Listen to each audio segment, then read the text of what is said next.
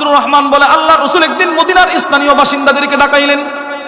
নবীজি স্থানীয় বাসিন্দাদেরকে ডাকায়া আল্লাহ রাসূল ছোট্ট একটা ভাষণ দিলেন। নবীজি বলতে লাগলেন, সাহাবারা শোনো, মান কানা ইনদাহু তুআমুস নাইন ফালিয়াযহাব বিসালিসিন, তোমাদের যাদের ঘরে দুইজনের খাবার আছে, তোমরা তৃতীয় একজন আমার এই মাদ্রাসার ছাত্রকে লজিং খাওয়াইবা। সুবহানাল্লাহ বল। তোমাদের যাদের ঘরে তিনজনের খাবার আছে, চতুর্থ একজন আমার মাদ্রাসার ছাত্রকে জাগিরে রাখে খাওয়াইবা। তোমাদের যাদের পাঁচজনের খাবার আছে, ষষ্ঠ একজন আমার মাদ্রাসার ছাত্রকে খাওয়াইবা। নবীজি সকালবেলা এই ভাষণটা দিয়ে চলে গেলেন।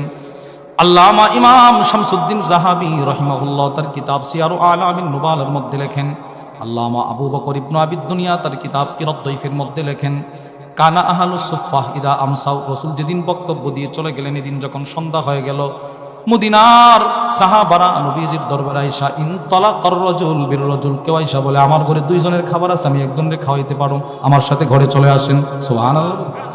কেউ আয়েশা দুইজন নিয়ে যায়, ওয়ার রাজুলু বিল খামসা, কেউ আয়েশা পাঁচজন নিয়ে যায়, যার যদ্দুর সামর্থ্য, কেউ দুইজন, কেউ তিনজন, কেউ পাঁচজন। কিন্তু আম্মা সাদ ইবনে উবাদা, নবীজির একজন সাহাবী ছিলেন, নাম তার সাদ ইবনে উবাদা, ফা ইন্নাহু কানা ইয়ানতালিকু বিসামানিনা কুল্লা লাইলা, তিনি প্রতি রাত্রে আয়েশা ৮০ জন সাহাবীকে নিয়ে যাইতেন খাবার খাওয়ানোর জন্য। বলেন তো কয়জনকে? এবার আপনি বলেন, এই সাহাবী নিজের উপরে অন্য মানুষটি কি পরিমাণ প্রাধান্য দিয়েছে? ৮০ জনকে প্রতি রাত্রে খাবার খাওয়াইতে।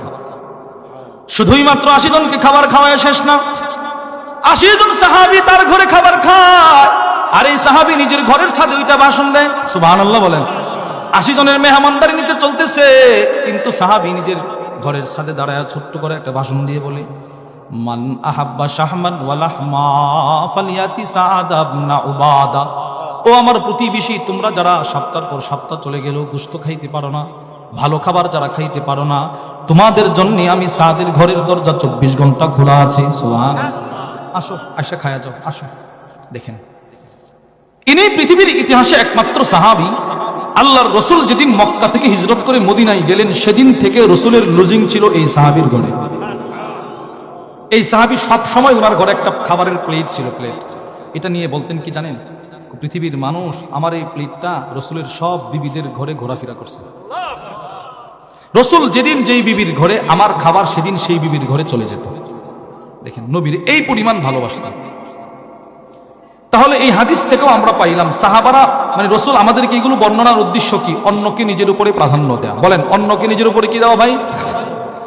৪ নম্বর হাদিস, মুসলিম শরীফের ২৬৩০ নম্বর হাদিসের বর্ণনা। وعن عائشة رضي الله تعالى عنها قالت, আম্মা জান আয়েশা as-সিদ্দিকা রাদিয়াল্লাহু তাআলা আনহা থেকে বর্ণিত, তিনি বলেন, আম্মা জান আয়েশা বলে, একদিন আমি আমার ঘরের কাজ করতেছি, যা আপনি মিসকিনা, এক অসহায় মহিলা আমার ঘরের দরজার সামনে এসে দাঁড়াইলো। অসহায় মহিলা, গরিব মহিলা। মহিলাটার দিকে তাকায়া দেখি, ওয়া তাহমিলু ইবনাতাইনি লাহা, মহিলাটার দুই কোলে দুইটা কন্যা সন্তান, ডান কোলে একটা কন্যা সন্তান, বাম কোলে একটা কন্যা সন্তান, দুটোটারে কোলে নিয়ে আমার ঘরের দরজায় দাঁড়ায় আছে। মহিলাটার চোখ দিয়ে পানি পড়তেছে। মহিলাটা আমাকে বলতে লাগলো, আম্মা জান, ২-৩ দিন হয়ে গেল আমার পেটে